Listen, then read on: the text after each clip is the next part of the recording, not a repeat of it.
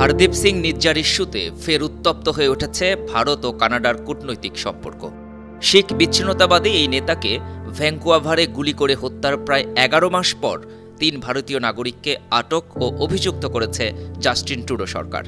এতে দিল্লি অটোয়ার মধ্যকার সম্পর্ক এখন অনেকটা সাপে নেউলের মতো বললেও ভুল হবে না। আটক হওয়া করণ ব্রার, কামালপ্রীত সিং ও করণপ্রীত সিংয়ের বিরুদ্ধে হত্যা ও হত্যার ষড়যন্ত্রের অভিযোগ আনা হয়েছে। শুধু তাই নয়, কানাডিয়ান পুলিশ সন্দেহ করছে নিজ্জার হত্যাকাণ্ডে ভারত সরকারের যোগসূত্র আছে।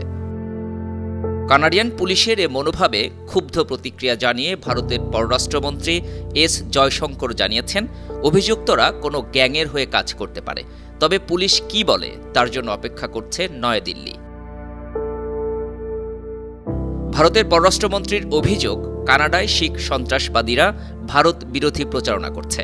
এমন অপপ্রচারের বিরুদ্ধে অনুরোধ করার পরও কানাডা সরকার সাড়া দিচ্ছে না। নিজ্জার ইস্যুতে বেশ কয়েক মাস ধরেই ভারত কানাডার মধ্যে শীতল যুদ্ধ চলছে। গত বছরের সেপ্টেম্বরে G20 সম্মেলনে এটি প্রকাশ্যে আসে।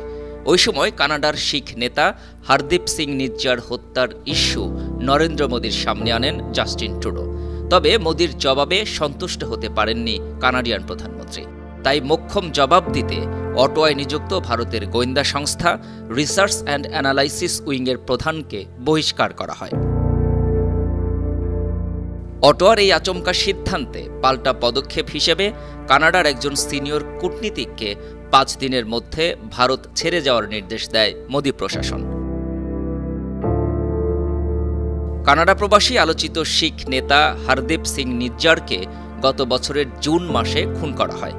হত্যার ৩ মাস পর কানাডা অভিযোগ করে হরদীপকে হত্যার পেছনে ভারত সরকারের যোগসূত্র রয়েছে। শুধু তাই নয়, অটোয়ায় এর কর্মকর্তা পবন কুমারের বিরুদ্ধে হত্যার সঙ্গে জড়িত থাকার অভিযোগ আনা হয়। ভারতের পাঞ্জাব অঞ্চলে শিখদের স্বাধীন দেশ খালিস্তানের পক্ষে প্রচারণা চালাতেন হরদীপ। শুধু তাই নয়, স্বাধীন শিখ রাষ্ট্রের ইস্যুতে ব্রিটিশ কলম্বিয়া প্রদেশের সারেতে গত সেপ্টেম্বরে গণভোট আয়োজন করতে চেয়েছিলেন প্রভাবশালী ওই শিখ নেতা। এর আগে অন্টারিও প্রদেশেও গণভোট আয়োজন করেন তিনি। হরদীপের এই শিখ রাষ্ট্র গঠনের প্রচেষ্টা ভালোভাবে নেয়নি মোদী প্রশাসন। দেশটির পররাষ্ট্র মন্ত্রণালয়ের এক বিবৃতিতে বলা হয়, ভারতের নিরাপত্তার প্রতি হুমকিস্বরূপ খালিস্তানি সন্ত্রাসী ও চরমপন্থীদের আশ্রয় দিচ্ছে কানাডা।